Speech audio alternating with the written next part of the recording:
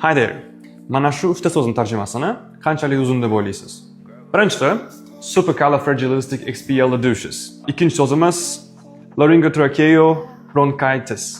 Va uchinchisi floxinocini Hozir men sizlarga ushbu so'zning tarjimasini aytib va ular bilan misollar tuzib keltiraman. Birinchi so'zimizning tarjimasi bu qisqa qilib aytganda zo'r degani. Misol: The view from mountain was supercalifragilisticexpialidocious. Second one, ya'ni ikkinchi so'zimiz tarjimasi bu kasallikning nomi bo'lib, ya'ni diagnoz hisoblanadi. Agar odamda o'tkir yo'tal bo'lsa, mana shu diagnoz qo'yiladi. Misol keltirib o'tishimiz mumkin.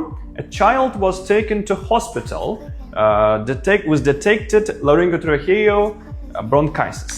Va oxirgisi bu nimanidir bahosini pastroq deb o'ylash. Ya'ni bir gap bilan aytganda qadrsizlantirish. Misol keltirib aytishimiz mumkin. Students treat homework with floxinocini. Xo'sh, endi bu so'zlarda nechta harf borligini izohlarda yozib qoldiring.